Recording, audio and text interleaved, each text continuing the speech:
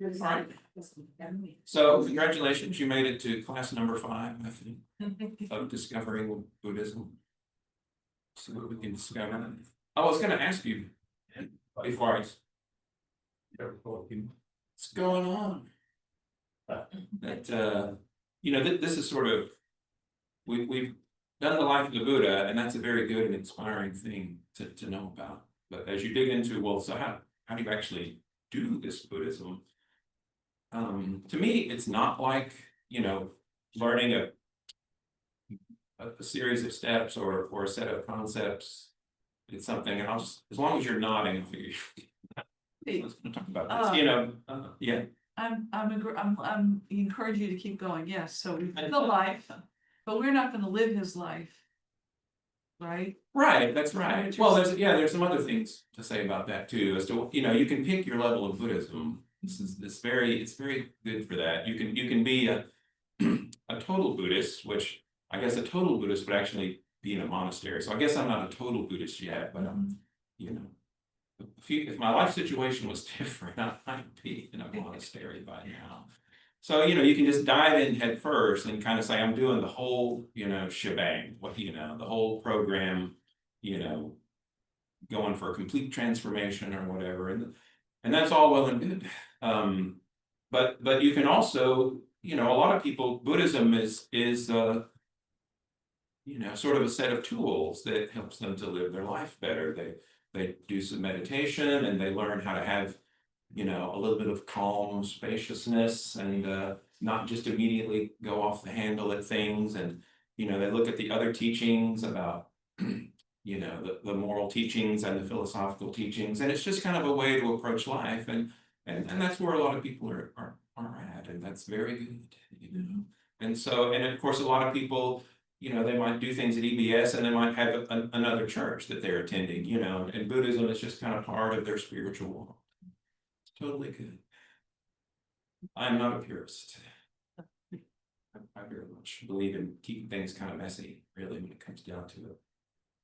So, okay, well, yeah, that was the first thing. That was the second thing, which I said first. And so the first thing, which I'll say second, is that, Buddhism, there's lots of concepts and there's lots of lists in Buddhism, especially when I'm talking about it. But Buddhism is not really something that's a step-by-step procedure. Like people hear about, the Eightfold Path. Good, I can start with 1, and once I've mastered that, I'll do 2. And that's not how it is. Buddhism is a set of skills, but it's also a way of seeing the world, and it's an attitude, and it's a discipline. And there's a number of different pieces you have to pick up to do that. And so what we really do is we're sort of circling, we're exploring the landscape. We're getting the lay of the land. And as you learn the concepts and develop the skills and pick up the point of view, then, it sort of seeps into you. It's like you have to marinate, Buddhism is something that sort of soaks into you until eventually it soaks into your bones and you're a Buddhist. I realized one day, it's like I keep saying I'm studying Buddhism, but I think I'm really just a Buddhist now, And sometimes you cross over that line. And that's okay. So it's kind of like that. So we're going to talk about all kinds of different things, and some of it will make a lot of sense, and then some things will be like, what was that? And that's okay. The things that make sense to you, those are the ones that you can pick up now and start working with. And the other things that may become important later, or maybe not. It's totally fine. So yeah, here we are. So I did, Cheryl sent out a note, and luckily she had seen some reading notes I had made. Any questions or thoughts about the reading? There were 3 things. One was a little section on morality that I think was the beginning of chapter 8, maybe. And then a couple of other sections that I just liked. And so I suggested them. So you read chapter 8, right? You're all caught up on morality. You're all good. Oh, well, that was on Friday, Saturday. Oh, yeah, I was out of touch. Okay. But he's not going to really talk from the readings. Right. Anyway. Yeah, That was right. That's right. So it's just, he was just giving you a chance to ask about them if you had. Right, if you had questions But Okay. about any of that. You're not gonna miss anything by doing that. Thank you. Get it all again. So I said this was about the graduated path, and there's a few different definitions of what a graduated path is in Buddhism. Mahayana Buddhism has its own graduated path, which I'm utterly unfamiliar with, and so we won't be talking about that one. What I'm talking about is the Theravada graduated path, which starts out with dana, sila, nikama. That's what we say: generosity, ethics, or morals, or virtue, whatever Elizabethan word you want to use for that. Acting right. So generosity, acting right, and renunciation, which is another word not popular in the West, it seems like. So yeah, what's the deal with generosity? And the quotes that I'm going to have all come from the Pali Canon, which is that set of scriptures that the Theravadins are so attached to. And and if it sounds a little funny, that's why. It's from a very old culture, and it's a memorized. It was all memorized, and so it's very repetitive. But I won't be doing the repeating parts. So yeah, this is from the Pali Canon. And what is the treasure of generosity? I'll read it first and then talk about the weird stuff in it.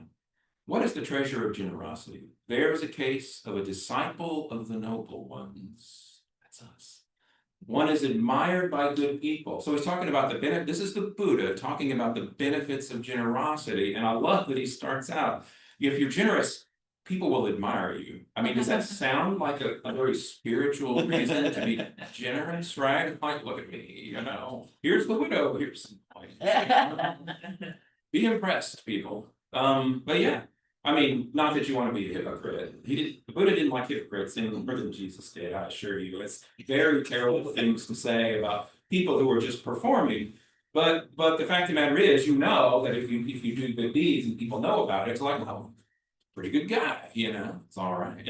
And that's a totally reasonable, way to give. You don't have to feel guilty or feel like, oh, that's a bad motive. I need to give for much purer reasons. No, that's too hard. There are much better reasons to give that to, be perceived as a good person, but that's totally okay. So the Buddha understands, and this verse is for lay people and understands that there are a lot of material and spiritual benefits to these practices.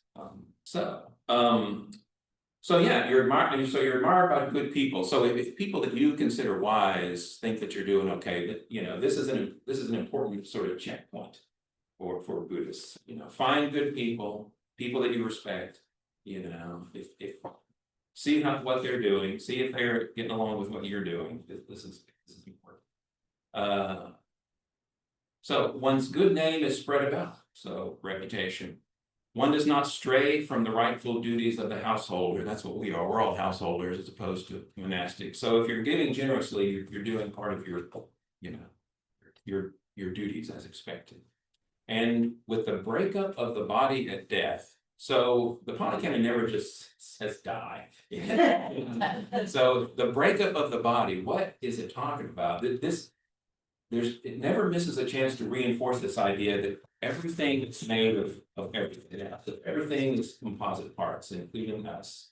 Our bodies are made of all these composite parts. Our minds are made of all these composite parts. Hello, online people. Somehow I managed to get us in the wrong room at the beginning. So my apologies. Yes, we are recording. Yeah.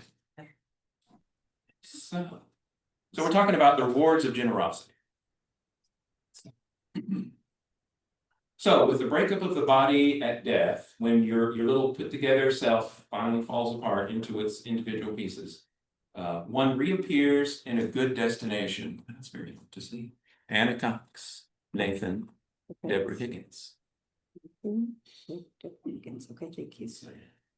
So with the breakup of the body at death, one reappears in a good destination in the heavenly worlds. And you may not. Heavenly worlds may not be a big thing for you, but in much of Buddhism, you will run across this over and over. It's like there's achieving enlightenment, and just sort of being done with this whole thing. But if you're short of that, a good rebirth is super important.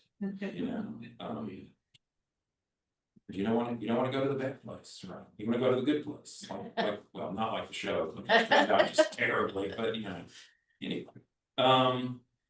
So, so here's another quote that I like, and it's often used when we're talking about generosity. And this is what I started with, and then I somehow skipped a groove. And what is the treasure of generosity? This is the case of a disciple of the noble ones, his awareness cleansed of the stain of stinginess. You don't hear that word anymore. You're stingy. Except for if you're a kid, right? Kids know about stinginess. Living at home, so you're a householder, freely generous, open-handed, delighting in being magnanimous, responsive to requests. Delighting was our second delighting in the distribution of all, so helping, those less fortunate. This is called the treasure of generosity. And so this is the Buddhist idea of generosity and ethics and all of this is you can always get off into a lot of rules. It's like, are you doing this the right way or whatever? But with Buddhism, the most important thing is this open-handed, magnanimous, responsive, delighted, open-heartedness. That's sort of if you say, what is the emotional tone, that I should have to sort of get into the groove here with this Buddhist path, open-heartedness is right up there at the beginning, right here with generosity. Because when the reason that it's called the graduated path is because, and I think you might have mentioned this in here or not, when the Buddha would go and talk to other ascetics who had already given up everything in the world, and they were out living in the woods, and they were very, they were, trying to live very righteously, and they were kind of already doing all that part. Then he would say, well, let's talk about the teachings, the deep, this heavy stuff. And he would talk about, craving and the Four Noble Truths and clinging and all that kind of good stuff. But when he talked to merchants and business people and government officials and city people, that's where he did a lot of his talking, he would start off, he wouldn't start with the heavy stuff. He would start back here with generosity, ethics, and renunciation, and why those are important. And that's that's setting, if like you say, what's important in Buddhism, and for so many people, sometimes they get hold of Buddhism and it's it's this magic thing, and they want to get the secret out of it, and have it benefit them, and it's this thing where you're all wrapped up in your needs and what you want to get out of it, and we all have need stuff and want to accomplish stuff, and that's fine, but the Buddhist attitude, right? It's about other people as well as you. There's always this sense of we're all in this together. In the Pali Canon, a lot of times there's this name for spiritual friends, Kalyana Mitta. It gets said over and over, and that's what we try to be. Because we all have some insights, and we can help one another along and give one another advice. And yes, Could you say that again? Kalyana Mitta. I don't think I can spell it. Start with that. Kalyana It's something like that. Kalyana Mitta, and it just means it's like spiritual friends. But yeah, that's the idea. And so the Buddha never saw Buddhism as something that it's just you strike out on your own. I mean, solitude is a virtue, and people would spend a lot of time off reflecting and meditating by themselves, but you always needed to come back to town. Buddhism, other people is where Buddhism, really, where you're really challenged sometimes. This is where the rubber meets the road, right? It's like they always say, so if you think you're enlightened, go home for a week. If that's still working for you. So yeah, it's not just something we're going to strike off into the forest and just do ourselves. We'll be up on the mountain enlightened, and nobody will even know we're up there, and they have to climb up to talk to us. However the cartoon just to go. So generosity. So how generous do you need to be? And it's important to know that the Buddha, when he talked to practical people, he tended to talk in very practical terms. Like he was talking to this merchant, and the merchant's like, I just don't, I can't figure out how should I be living, what should I do with my money or whatever, and the Buddha was offering him advice on any number of things. And so he said, so So the money you make from your business, divide it into 4 parts, and you should live on one part, and 2 parts reinvest in your business, and the last part save for the future, right? For the unknown. And it didn't say anything about being holy or anything like that. It's just like, oh, well, that's pretty reasonable, depending on what your profit margin is, if you can live on a quarter of it, but yeah, and so the Buddha did not expect everyone to become a monastic. He did not expect everyone to, leave their life. I mean, certainly the way he talked, many people found that idea appealing, and so they would go into monastic life. But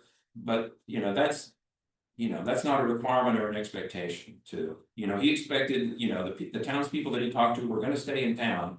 Somebody's got to, run the shops. We can't all be at the monastery. And so yeah, it's not like you have to give away everything, live in a ditch, and it's like, well, I have dysentery now, but I was very generous. It's not an extreme kind of thing. In fact, he says, so a thing about small gifts, even if a person throws the rinsings of a bowl or a cup into a village pool or pond, I mean, this is the old days, right? Thinking, may whatever animals live here feed on this, that would be a source of merit. So it can be little things, if somebody just, if you can give somebody a little time, a little attention, a little help, that's not, and the other thing I like to say is that the Buddhist attitude about how to interact with other people. I mean, there's several layers to this, but the first one is that well, this is sort of an advice to monastics, really, but it works for everybody. You treat everyone like they're a brother or a sister, and so. When you talk about morality, it's like, well, what if the trolley car's going down the hill, and what do? Do you pull the lever? It's like, no, that's not the focus, of Buddhist generosity and morality. The focus is like, what if your brother came to you and said they needed some money? It's like, well, I mean, you'd like to help your brother, but is it just that he's behind on his rent 1 month and you probably should give him some money? This would be very helpful. Or do he's just going to drink it all away and then get in the car and then you're like, no, I'm not giving you any money. You got to help you some other way. And so, it's the kind of generosity, that Buddhists talk about idiot compassion, because to do things the right way, you want to be compassionate. That's a key virtue, but you also need to be wise. And so you can't really be fully compassionate without having some wisdom, just like you can't be truly wise without some compassion. So they call them the 2 wings, the wings of awakening. It's a famous Buddhist book by that title. And it's been a metaphor for a long time. And so, you want to help people. You want to help people in a way that is actually going to benefit them. You do what you can for who you can, when you can. Like there's a Methodist saying. But yeah, that's the idea. And so it's just very practical and simple and straightforward. And the thing about starting with generosity is everybody can understand generosity. Even the most bitter, hardened criminal, appreciates it when somebody does something for him just because, he was, a hungry kid in the street and somebody throws him a piece of bread. It's like, yay, everybody gets that. And so Buddhism is sort of that first level of enlightened human interaction we can all understand. So any thoughts about generosity? Is generosity a weird thing in our society? I'm thinking animals. There's some animals who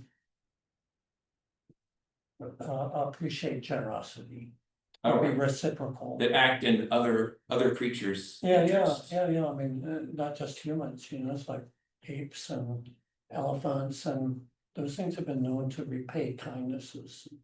That's very true. Yeah, so that's an interesting, not just us. Right, that's right. Generosity can be just a part of being a creature on this earth, which is what we all are. You say monkeys, we're all primates here, so we have a lot of the same motivations, unfortunately.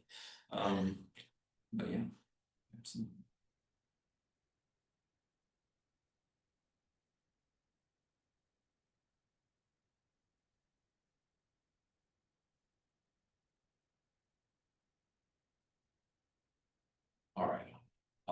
leave the uncomfortable silence behind.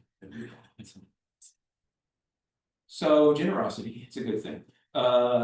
So morals or ethics, or sila or shila, as I guess the Yeah. Sanskrit is. I learned the other day when Cheryl said Sheila, and I was like, Sheila, who is she? Sheila. So here's the thing, there's all these words, and Sanskrit and Pali are very close to one another, but not quite the same. And there's all these words that are spelled a little differently and pronounced a little differently. So here's what the best advice I ever got for how to think about Pali words in relation to Sanskrit words is imagine your cheeks are stuffed with cotton, so much that you can hardly close your mouth. Now try to say the Sanskrit word, and you'll probably get pretty close to the Pali word. So like nirvana just becomes nibbana, it's just opens up. There's a lot fewer R's in everything, karma is kama, shila, sila. And arhat, that didn't even follow the rule, I don't know what happened there. So Mahayana arhat, and then it's usually spelled arhant in for when English gets translated to Pali. I'm not a Pali scholar, so how do you really say it? So yeah, it's just if it says like, oh, is that the same word or not? Yes, it's and I always usually say the Pali one unless I'm really trying hard to use the Sanskrit version, if I even know it. So sila, morals, virtue, what word can we even use to talk about this in the modern world today? It doesn't sound ridiculous, just being a good person, but somebody says you should be more virtuous, and see, I've come to like 18th century words, but they're not very popular, really. So you say, what is the Sheila of which we should do? Sometimes it's hard to even bring up. But one of the readings that we talked about was about the Goenka's chapter. I have a few things to say about him at some point. But the first part of it's about morality. He thought it was very good treatment. And so he talks about the 5 precepts. We all know the 5 precepts, right? Ready to recite the 5 precepts. No. So one of the things that you can do, and sometimes this is offered here at EBS, occasionally, like teachers will do it, is you can take refuge. And this is one of the ways that you can sort of officially in the community become a Buddhist. You can also become a Buddhist just by saying, I think I'm a Buddhist today, it's totally legit. But there, a lot of people like to do a thing. So taking refuge, and you say, I take refuge in the Buddha, the Dharma, and the Sangha. So the exemplar, the Buddha, who taught his ways and showed it could be done. The Dharma, in this case, referring to the teachings, the way. And then the Sangha, this is our community, and the Sangha gets interpreted all kinds of ways. I mean, there's sort of the big Sangha of all enlightened people, but then there's the Sangha we have here at EBS, where it's just us. I mean, we in this room, we're forming a little Sangha here as we keep coming together every week. And so we are practicing Kalyana. We are supporting one another. And so where I was going with that.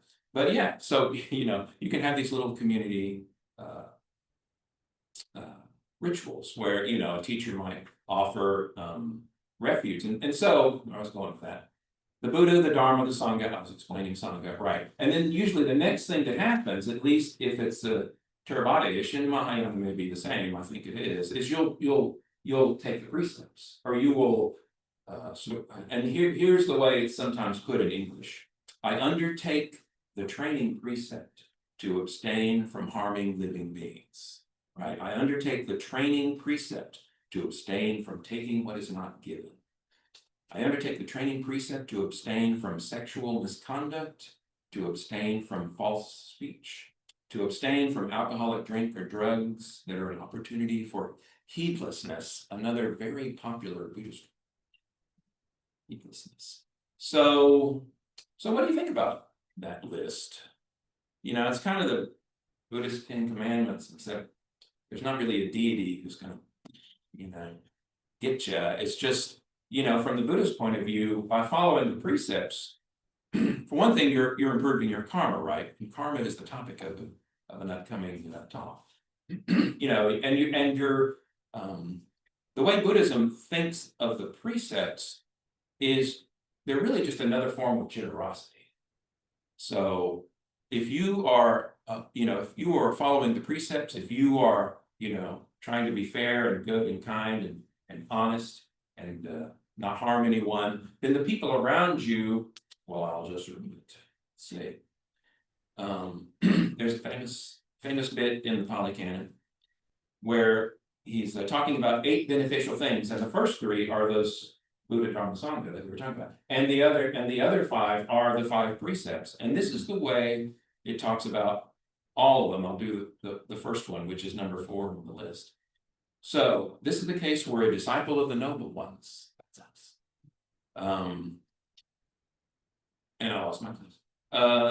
Abandoning the taking of life is doing the first one. Abstains from taking life. In doing so, he gives freedom from danger. You see, when people know that you're a virtuous person, they can feel safe around you. Freedom from animosity. You are not going to stir things up with people. They know that it's going to be peaceful where you're at. Freedom from oppression to limitless numbers of beings. Every being you encounter, humans, animals, microscopic organisms, well, maybe not so much. But any living thing, if you're committed to not harming living things, and being honest and treating people the right way, then that gives them a freedom that they wouldn't have had if you were not like that. He gains a share. So now we're talking about your karma. He gains a share in limitless freedom from danger, freedom from animosity, and freedom from oppression. And so, it's good for you, right? Buddhism does not shy away of doing things because they're good for you, because as long as they're good for everybody else too, right? The Buddhist philosophy is, we're all in this together. You're just a banana in the bunch. And so you act for the benefit of the bunch, and you will have the benefits just like everybody else does. You're no different. But anyway. So that's the deal. Freedom for people, you get in a better place too. And it says, this is the first gift, the first great gift, original, long-standing, traditional, ancient, unadulterated from the beginning. It just wants to make that point.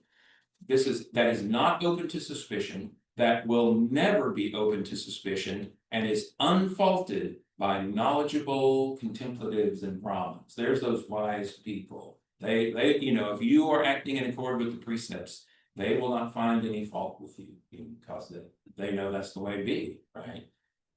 And this is the fourth in the list. The 4th reward of merit, reward of skillfulness, nourishment of happiness, celestial, resulting in happiness, leading to heaven, leading to what is desirable, pleasurable, and appealing to welfare and happiness. Now, even for the Pali Canon, that's a little over the top. It's like, what is the point he is trying to make? That behaving in this generous, kind way that gives freedom and peace to everyone around you, very, very important. And so, and the Buddha would, in these little gradual training kind of sutras, he would emphasize this over and over. And it's right, and of course, we're all pretty good people. We're probably doing this already, pretty much, right? But and that's good, because acting in a honest and kind and fair way, that's one of the reasons that your life is going as well as it is from the Buddhist point of view, right? And once again, I don't want to steal anything. There's plenty more to talk about. But the thing about karma is, and I'll just say this because Cheryl probably won't say it in such a ridiculous way, is karma is kind of statistical. The thing about karma is it's not really reliable in the way, like everything else in the world, it's sort of unreliable because sure, you may do the good things and so your karma is pretty good and things are going mostly okay for you, but you know, disaster can still strike at any moment. You know, I won't say any disastrous things, I don't wanna bring us down here, but you know. And you know, or like public opinion might turn against you for some ridiculous reason, you know, things can happen and that's because, you know, our karmic history is deep and complex. You know, and there may be things, you know, in our history that we're unaware of, you know, from the Buddhist point of view, it'd be from other lives or whatever, but a good way to think about it is just, if you're born as a human being on planet Earth, you have inherited a sort of a mixed bag of karma, right? Just because you were born a human. You weren't born up in the celestial realms, you know. Luckily, you weren't born in the lower realms either. This is a good place. But being a human means you're going to be subject to some amount of chaos, you know, and so karma can't fix everything. So I apologize, sure. No. Going off on a rag here about karma, but so what am I saying? Why was I here? So it's a gift, we did the 8 things, the ridiculously adulatory way that the Pali Canon describes it. Okay, a few more things I want to say about morality, right? Is that it's about being open-hearted, it's about family, you know, you can't, you know. I think that's really, the more I think about it, the more I love this metaphor, because it's like, sure, we got people in our family that are kind of, I don't know, but they're still family. We need to try and do something if we can, you know, and that's really the attitude. Is there anything you can do for this person? You know, and maybe at that moment, maybe not, you know, but you're looking for the opportunity. So when people who live in Buddhist countries, when they talk about monastics, this is a big topic of discussion, especially, you know, in a place like Thailand, Buddhism is all mixed up in the governing of the country, and there's famous monks all over the place, and so people will shop for monks, you know. It's like, you like this monk? This is a pretty good monk, you know, we should go talk to this monk, let's go hear what he has to say. So, you know, one of the things that people say is, oh yeah, you know, that monk, you know, he's very strict in following the Vinaya, you know, the monastic principles, but you know, he's a good loose monk. A loose monk. And people would say that about one of a very big name in the Theravada world, Ajahn Chah. That's what I always said, you know, it's, you know, he was very strict. He always, you know, never deviated. He always followed the rules and always encouraged his the people at his monastery to you know, to follow all the monastic precepts. But he was so easygoing. People just loved to talk to him because he always had a smile on his face. He always had a, you know, a funny story. You know, he's very witty, they say. And so, you know, just a delight to be around, but so straight arrow, you know, and so that's being a loose monk, right? So yes, we follow the rules, we do the right thing. We always admit when we make a mistake, and we do the best we can to be fair to other people, but you don't want to get into the sense of, you know, just locking up because you're so afraid that you're going to do the wrong thing, or you're going to get something wrong, you're going to break a precept, and it's 100 years of bad karma for you, you know. You know, it's easy, it's open-hearted, it's gentle. Yes. I was listening to a Dharma talk today by Joseph Goldstein, and he was talking about his two primary teachers. He said, we're cool. He said, we're cool. That's right. That's right. I think okay, I was gonna say, only Buddhists can be truly cool. You know, that really doesn't sound right, but now I've said it anyway. It's like I stopped myself, it's like, nah, just say it, you know. Think of.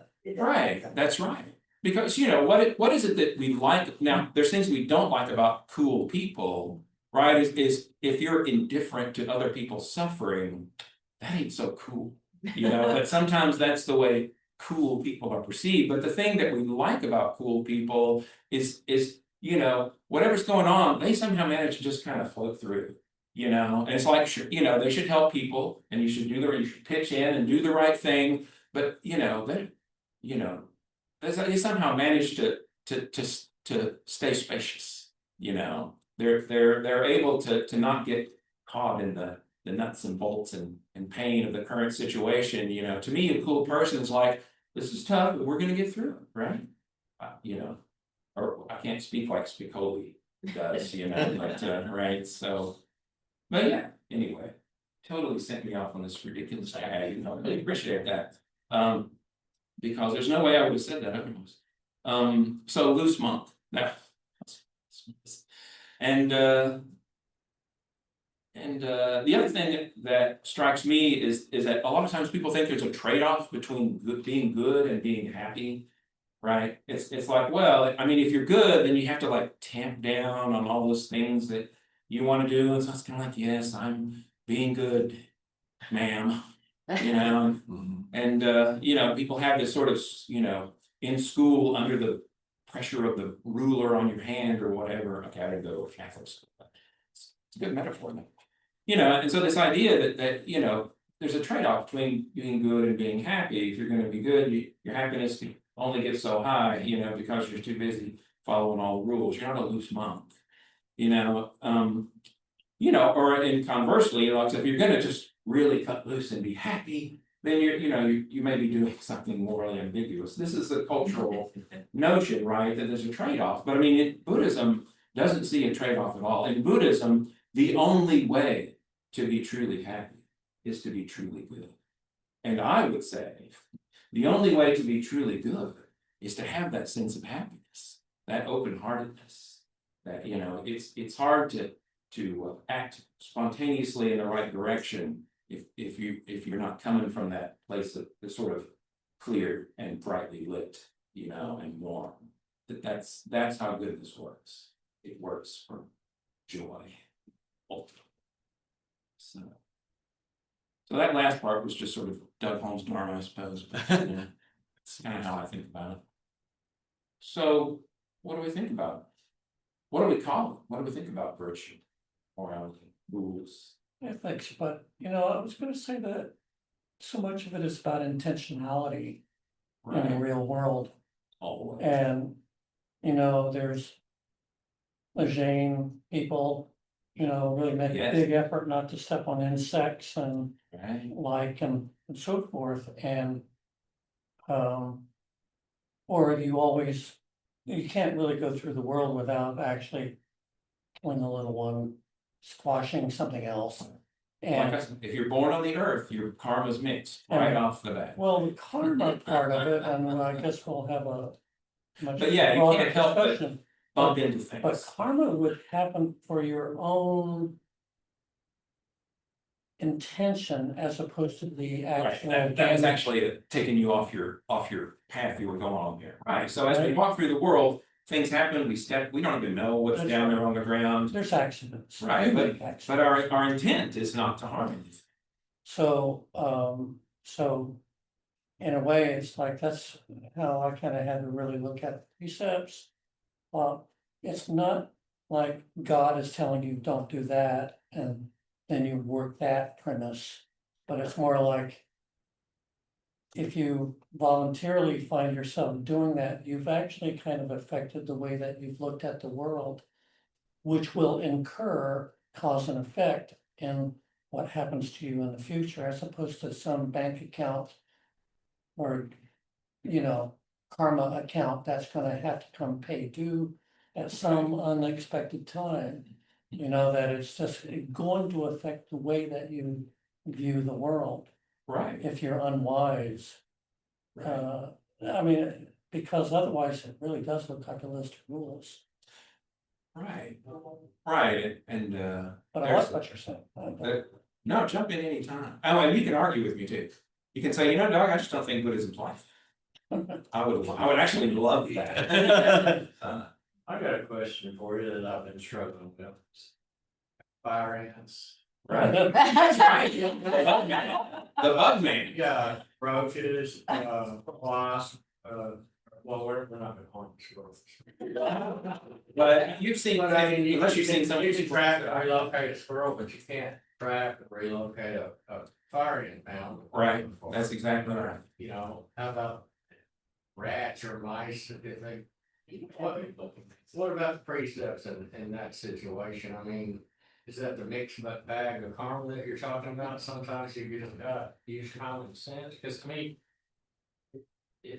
sometimes you gotta maybe kill some stuff. I mean, common sense, I mean, if you got termites or Well, something, then I mean, I don't know. if you have insurance on a house, you have a termite contract, right? But how do you get out of that? Well, you can go live in the woods, you know, you can Ted Kaczynski it, you know, but most of us householders. That's not what we're doing, that's not what the Buddha thought we were doing, you know, the Buddha understands. You're living in the city, you have to adapt to city life, right, and the thing about it is we want there to be a perfect answer to that question. Right, if the termite guy comes out and sprays for termites. You're taking that little karmic hit, I mean, and for termites, it might not be a big hit. I'm not qualified to say though, you know, but you just gotta take the hit, you know, I mean, that's part of being a household. Same way with fire ants. Right, I mean, if you can save them, I mean, I'm always shuttling spiders and stuff out of the house, but, you know. And you just can't always do that, you know, I think of Ajahn Sumedho in his hut out there, eventually he had this nest of bees and wasps. That had formed colonies in his hut, you know, and he was just sitting there hanging out with them, well, we're not all like Ajahn Sumedho. Nor can we be, what with the building codes and neighborhood rules and all of that, so, right. Is that getting to taking care of yourself though, so that your banana in the bunch doesn't get, you know, stung and killed and rotted? So Right. you're taking care of the fire ants so that you can stay healthy, so that everyone around you stays healthy. Right. But what if you go a little bit farther and it's not quite as pleasant, but like what about a pet that you have to put down? Right. What about what? Where does that go? A pet that has to be put down, right? Oh, pets. Something. Right, that's Right. anguishing anyway, and now he's like, well, now I wanna be a Buddhist, now what? You know? Wait, but so putting a pet down, but that's ending suffering. I mean, if the suffering, Right, Like if it's- if- I don't know if it's there's internal. always two sides of these things, what is harm, right? And here's the thing, you know, I mean, if you go on the internet, you can find some Buddhist who has an exact answer for you, but the fact of the matter is, you have to apply the Buddhist teachings in the spirit of Buddhism. You know, this is you have to develop and use your own wisdom, because the world is a lot of gray, right? An old pet, you know, an old person, I mean, it's just, we come into these impossible situations all the time. And all we can do, well, here's the thing. There's a way that Buddhism talks about morality, let's say 10 or 12 more minutes, that's okay. We'll talk about what we talk about, but this to me, and it's kind of a minor, sometimes it's considered to be a minor. A minor thing in Buddhism, but to me, it's really important, and that's this concept, that there are two guardians of the world. And the Pali Canon names are Hiri and Ottappa, and what those refer to as Hiri is like your moral intuition or your moral conscience, that's like, what does it feel right to do? You know, so that's one side of it, and the other side is Ottappa, which is sort of your moral thinking, your moral logic, looking at consequences of actions. You know, that's a very logical, sort of real world thing, you know, and those two things work together to guard the world. That's why people can act as well as they do. And here's Buddhaghosa, who lived this century AD or something like that. I don't know where if he came up with this metaphor or where he got it from, but he said, so think of Hiri and Ottappa like this. You got this iron bar, and it's heated up red hot on one end, will burn you if you touch it, very dangerous, and the other end is smeared with crap. Okay, you know, and so it's like, what, you know, the reason you don't touch the hot end is, you know, it's not like we have a natural fear of red things or whatever, but you know, it will hurt. It will damage you if you touch it. It's a logical analysis, you know, that I'm not gonna touch the stove, I'm not gonna touch red hot things. But the reason you don't touch the other end is because it's gross, you know, it just, you know, it's just thinking about touching it just makes you feel terrible, you know, it's revulsing or whatever word I'm looking for there. And so these are the two tools you have, to navigate. But here's the thing, you know, that moral intuition is often undeveloped, you know. People will often be biased against, you know, people that are different from them and things they don't know about or understand. That, you know, they get that same sense of revulsion. But we know, you know, that's not right. And here's the thing, and this is Doug Holmes' teaching on Hiri and Otapa. Take it for what you will. But you know, to me, they train one another. You know, when you look at something and maybe this feels gross, but then you can look at it logically and say, are there really any bad consequences? You know, are these people that I've sort of always had an attitude about, aren't they really just living their lives, you know, and doing the same thing everybody else is doing? And so you realize that maybe your moral intuition wasn't quite up to snuff in this case. Your logic has kind of helped you work through what's going on.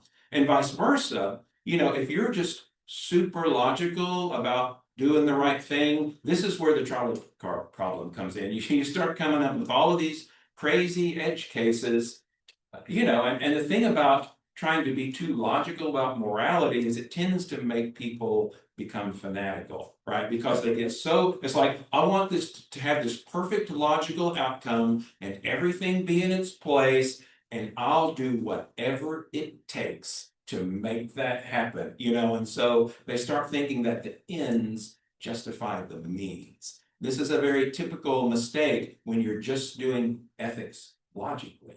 You know, but if you bring in that intuition, you know, it's you realize it's like, I think I'm going off the track here, you know. I'm gonna go be cruel to all these people to reach some super idealized end, but the sort of my heart does not want to be cruel to anybody for any reason. That's the right answer, you know, is the ends don't justify the means. The means have to live up to the ends, right? That's the way we want to live. And so, you know, pulling Kant here, whatever, you know, on the categorical imperative or something, but yeah, so Hiri and Otapa. I don't know how that got started, but I love Hiri and Otapa, and I think it's a really good way to think about, how do I know how to do the right thing? Well, you don't at first, you know. These are like the two knives sharpen each other, right? They train each other up so that when your heart and your head both agree, it's probably okay.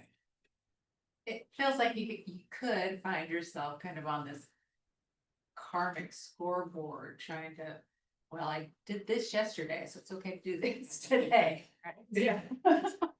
Like I've got extra points. Right. That's right. Well, I mean, the fact that, you know, I mean, really, your karma is yours to manage the way you see fit. And so I'm not gonna tell you can't play scoreboard, you know. I don't, but yeah, you know, in Buddhism, you do reap what you sow.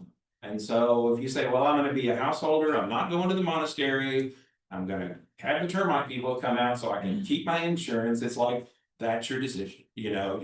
If there's a karmic hit, I'm taking it because I'm living the householder life here, people. You know, this is where it's at.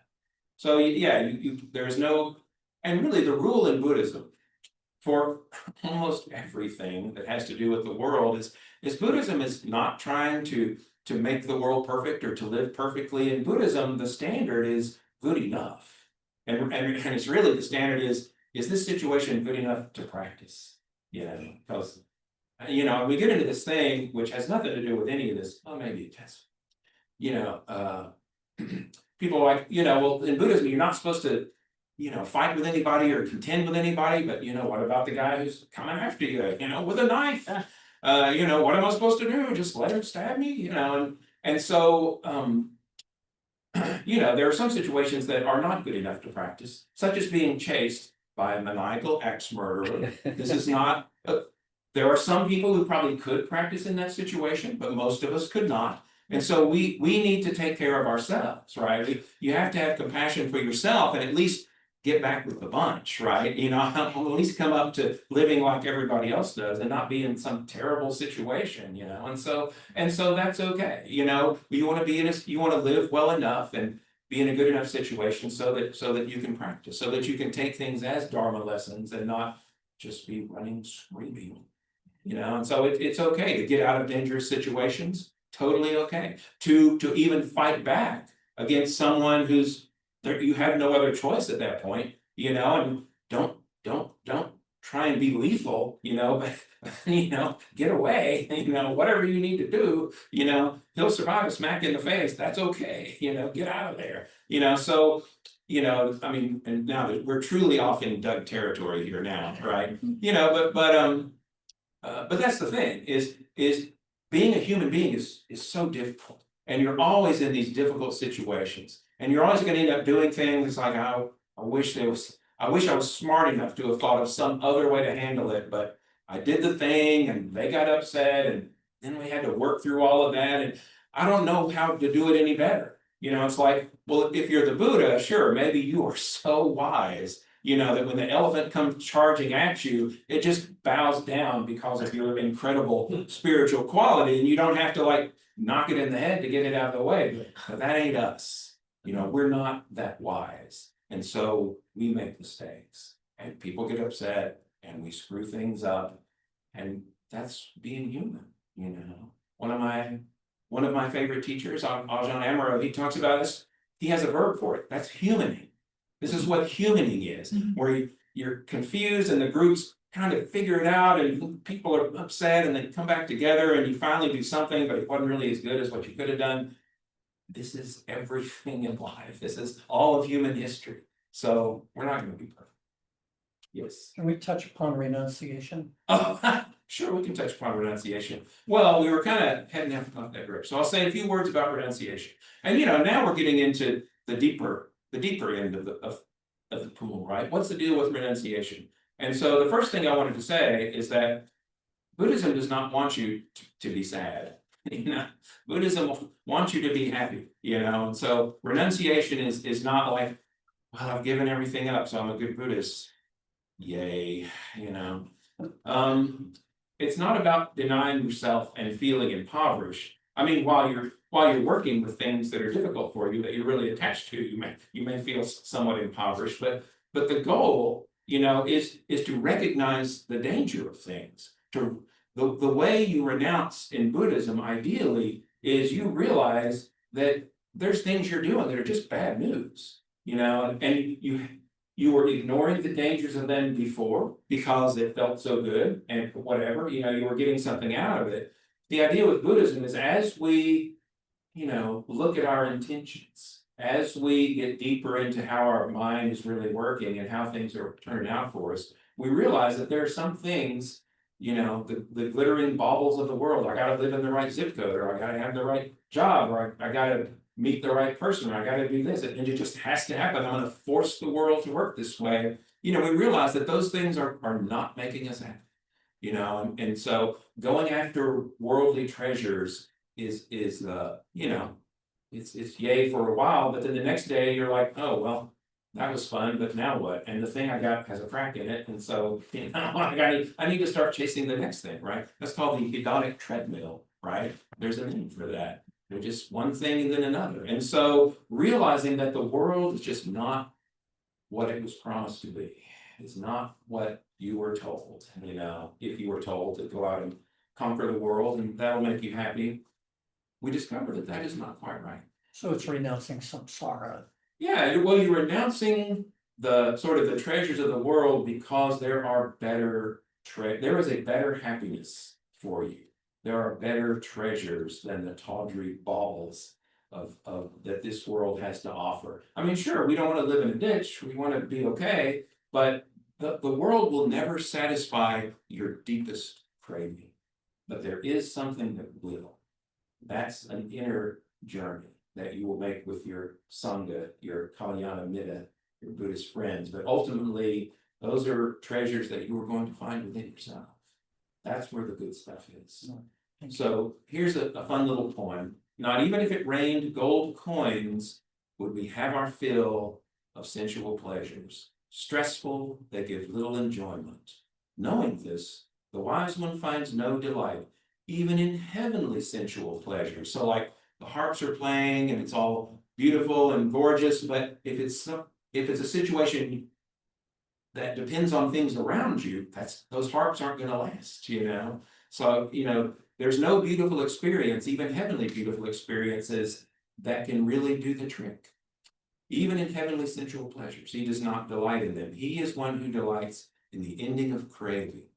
It's like if you stop having to have it, the pressure's off, and that sounds like, oh, great, but this is what you learn as you work with renunciation in Buddhism. You may find that the deepest and the purest and the most beautiful feeling you ever have in this life might come from a sense of renunciation. When you finally manage to drop something that was just, that you thought you had to have, but it's just been totally stressing you out, you manage to let that go. There is nothing sweeter. Oh, this is my little son. We're right at the end. So yeah, there's a few things I skipped over, but we have plenty of classes to talk about all the rest of renunciation. So thank you so much. Thank you. Thank you, online peeps. Hopefully you hadn't been talking and talking. I think I could have heard you if you said something. But anyway. So it's the Dhammapada books that are in front, for free on that too. Those are for free. And Yes. is that what you're reading from when you read things, or? Some of these, that thing about gold coins was from the Dhammapada, Yeah, right? We'll talk, but yeah, Dhammapada, it's like a little book of Buddhist verses. It's Yeah. kind of like the book of Proverbs for Buddhists. yeah. And it has a lot of good stuff in it. There's a lot of good Buddhism in the Dhammapada, so. Yeah, so those are free and they're out Yep. there on the table under the window. Feel free to in the on up lobby. if you. Help yourselves. Excellent. So, what do you want to talk about next week? So next week is chapter 9, karma. And we're gonna actually spend 2 weeks on karma. The first week talking about kind of emptiness and selflessness and that, and then working with karma as a practice. So bring your questions, I'm sure we all have questions about what. Right. You're gone for 2 weeks? What's that? You're gone for 2 weeks? No, I'll be back the week after, but I'll be here for Cheryl's second karma class, and then we'll do something else. And you'll figure it out and tell us, right? Yeah, well, well, I Yeah. was thinking we can talk about the Four Noble Truths, that would be next, sort of on my list, Yeah, but, do that. We have Thanksgiving, we have, so you're talking about. So we got November covered, three today and 2 more right, classes, and then we'll take a break for Thanksgiving. right. But then we come back in December for a couple of weeks maybe, so if you think of something that you wanna do for 2 weeks. It really could be anything. It's like, me, I'm just leading us down that glide path to the Eightfold Path. Yeah. This well, is where we are going, so we will start that in some way. Somehow, okay, And I was thinking about meditation, we'll probably talk about meditation at some point in here, but we do have this thing that's about to happen. yeah, That's kind of already the meditation part of the evening, that's so. right, So, but we can talk in a scholarly way about meditation as well. yeah. No, well, part of the Eightfold Path will be a discussion. Probably. That's right. So thank you very much. Thank you, online folks. The folding chairs you can put back in. Take care. Do good, eschew evil, and purify the mind. Yeah.